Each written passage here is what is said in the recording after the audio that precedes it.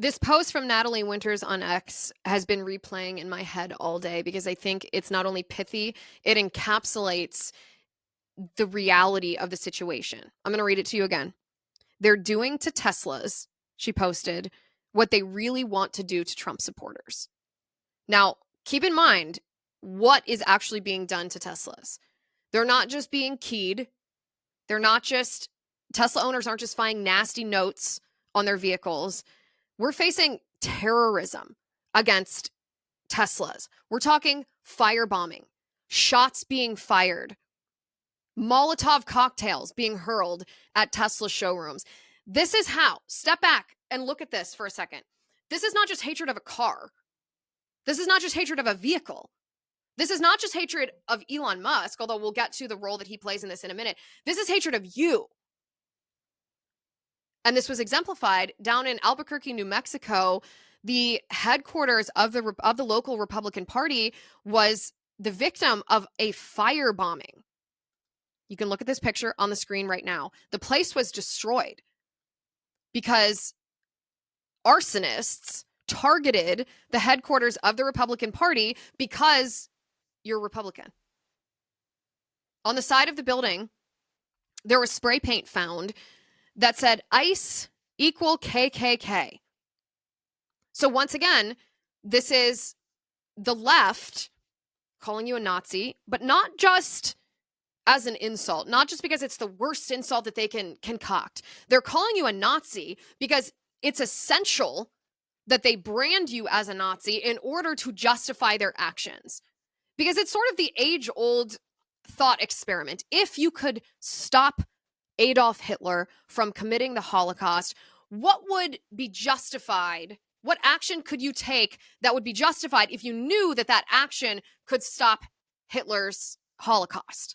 And it's a thought experiment that's been around literally since the Holocaust. But the reason it's pertinent today is because the left and the mainstream media has spent the past decade branding Donald Trump as an authoritarian Nazi tyrant, has spent the last decade branding you as fascist sympathizer Nazis, all of which is false, of course. But the reason they do that is because then when they hurl these Molotov cocktails at GOP headquarters, and thank God, I don't believe anybody was hurt, but what if they had been? They feel justified because they've been told if they don't stop you by any means necessary, that you're going to commit some heinous genocide against who? Well, we've been told they claim that the genocide will be committed against marginalized people.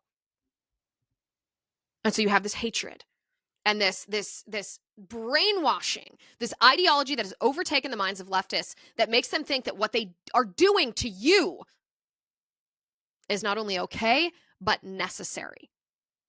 And so Natalie Winters tweets, they're doing to Teslas what they really want to do to Trump supporters, what they really want to do to you.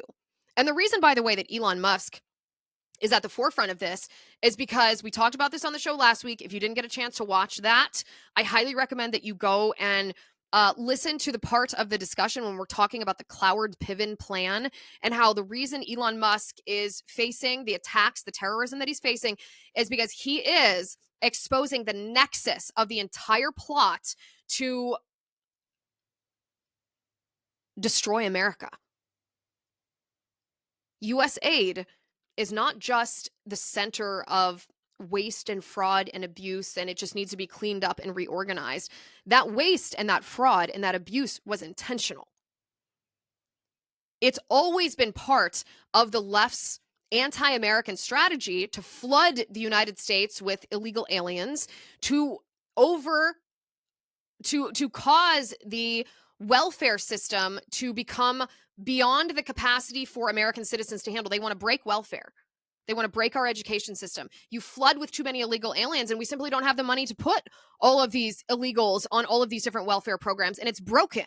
And so what happens then is the Antonio Gramsci strategy. The Antonio Gramsci strategy says in order for a Marxist revolution to be successful, you don't just pit the working class against the ruling class. First, you must destroy the civil institutions on which citizens rely.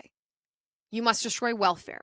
You must destroy the education system. You must destroy media. You must destroy the law. You must destroy the family. A pivotal part of this has always been to flood the United States with illegal aliens in order to break these systems. And Elon Musk, by doging the federal government and exposing this kind of fraud, is hovering over the target. If he renders the left unable to actually succeed in executing this strategy, then that strategy is no longer a viable strategy to destroy America. And last night, Elon Musk took the stage in Wisconsin. He had a cheesehead hat on. Did you guys see that at the beginning when he came out on stage? You got to love Elon. He enjoys every minute of the service that he's rendering to our country. But he went on to present some of the findings that his DOGE team have uncovered in the federal government. And what he presented last night was evidence. You can't even argue with this because he's presented the evidence. It's not his opinion. It's not a talking point in a speech. He's giving you the evidence of non-citizens being fraudulently issued social security numbers and then using those social security numbers to register to vote. Take a look at this. Let me tell you what happened here. We started at the... And then you'll notice there's a strange trend here where how many social security numbers were issued. Do you want to... Yeah, so let me tell you what happened here. We started at the top of the system. You want to talk about a lot of maybe? We started at the top of the system, mapping the whole system of Social Security to understand where all the fraud was. And there's a lot of great people there that showed us really a lot of waste. And so that came up with a big list of stuff that we're working on. You've heard some of that already. But this is what jumped out at us. When we saw these numbers, we were like, what is this? In 21, you see 270,000 people, goes all the way to 2.1 million in 24. These are non-citizens that are getting Social Security numbers. This number, what this is when you come in the country, if you're illegal, there's a couple ways to come in. You come in through a port of entry, and you can tell them you're afraid. They'll give you an asylum case. You'll get an interview. Then you get in. That's one way to do it. Another way to do it is to just go to the border. Literally, this happened. I talked to Border Patrol myself. Elon was there too. I went to Laredo, and I went to Bronzeville. Elon went to Eagle Pass. You walk up to a Border Patrol officer, and you tell them you want to come in. They have a couple of choices. They could charge you with a misdemeanor or a felony under 1325, or they can make it an administrative offense, like a parking ticket, basically. They were told to do that, make it an administrative offense under the last administration. And then you go walk across the border. They do what's called a release your own recognizance, and they give you an NTA, a notice to appear, which is to appear to judge. The wait times on judges are like average 6 years. Look at Grok, you'll see it on immigration judges. There's only 700 of them. This is 5.5 million people. Okay? So what happens then? Once you're in the country and you got asylum through one of these pathways, and we've mapped the whole thing out, you can apply for a work document. You file a 765, it's the work form. You get this form called the 766, that's the authorization, and then Social Security Administration automatically sends you in the mail your Social Security number. No interview. It's not, people sometimes think that under the Biden administration that he was simply asleep at the switch. He wasn't asleep, No. They weren't asleep at the switch. It was a massive, large-scale program to import as many illegals as possible, ultimately to change the entire voting map of the United States and disenfranchise the American people and make it a permanent, deep blue, one-party state from which there would be no escape. Look, if I hadn't seen this myself, I'm not sure I'd have believed it. I went through it myself and mapped it, and Elon is right. This is true. The defaults in the system from Social Security to all of the benefit programs have been set to max inclusion, max pay for these people, and minimum collection. That's what's happening. We found 1.3 million of them already on Medicaid, as an example. We've gone through, on every benefit program we went through, we found groups from this particular group of people, this 5.5 million people, in those benefit programs. And then what was really, really disturbing us was why. We're asking ourselves why. Right. And so we actually just took a sample and looked at voter registration records. And we found people here registered to vote in this population, yes. And who did vote? And we found some by sampling that actually did vote. And we have referred them to prosecution at the Homeland Security Investigation Service. Yeah. Already. That is already happening right now. Which is, and Tim, what's the name? So the guy that was speaking next to Elon Musk, that was one of the DOGE team members. I know Elon had introduced his DOGE team to the public with an interview done by Brett Baer over the weekend. And it was really fascinating. If you guys haven't watched that, it's on X. I really recommend that you go and watch that. It's really interesting. to see the background of some of these guys that are part of his DOGE team. That's one of the I think one of the managers of his DOGE team who was explaining what is happening here. But think about, I mean, that chart is just stunning to see the number of illegals who are being issued Social Security numbers, and how that increased astronomically under the Biden administration. That's not a coincidence. That's an intentional policy. It's like we've always said about the border crisis. This is not just some inevitability or something that just arbitrarily happened. This was something that happened as a result of a deliberate political decision. And the man's name, the DOGE associate of Elon Musk, that's Antonio Gracias. For anybody who is wondering his name, Antonio Gracias is his name. And then he's the chief executive officer and chief investment officer of Valor Equity Partners. That was his former job before working with Elon on DOGE. And then once these illegals are issued Social Security numbers, many of them register to vote, and many of them do vote. So this idea, and we've been gaslit as conservatives for years by the left, saying, you don't have any evidence that there's any kind of voter fraud that's happening. Give us one example. And then anytime we do give examples, they say, well, that's one person. Is there any evidence that this is done on a widespread basis? And they just continue to gaslight and dismiss. Well, here's your evidence.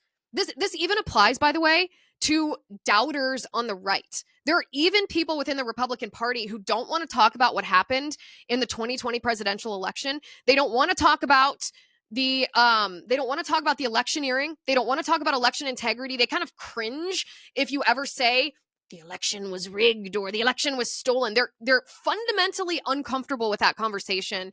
And this is what I would say.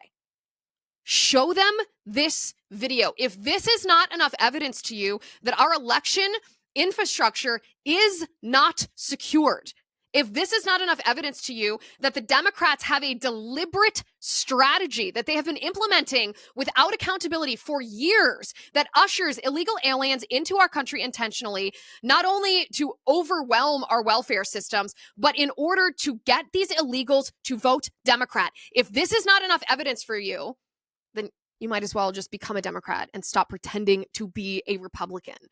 This is an existential threat to our system of elections. It's an existential threat to our country. And this, of course, is why they're firebombing, why the left is firebombing the GOP headquarters in Albuquerque, New Mexico. This is why I passed a Tesla on the road just this weekend, where this Tesla owner had a sticker on the back that said, I bought my Tesla before Elon went nuts. And I was like, gosh, what a loser.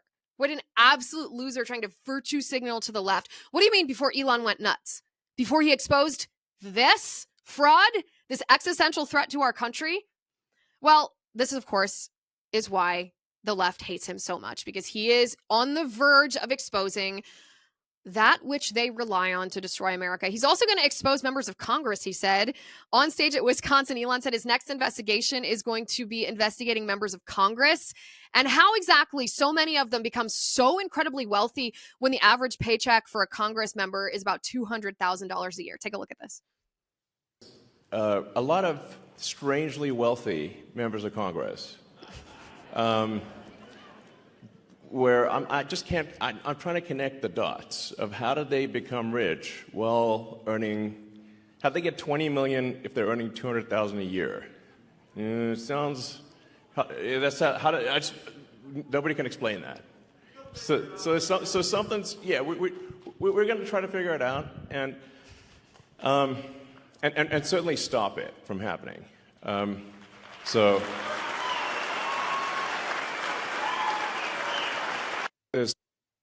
Please, Elon, I beg of you, please start your investigation with Nancy Pelosi.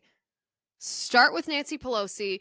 You will find corruption, the like of which will be hard to believe, except for the fact that I'm sure you will be able to put it in a chart, just like that graph of Social Security abuse and voter registration abuse and voter fraud.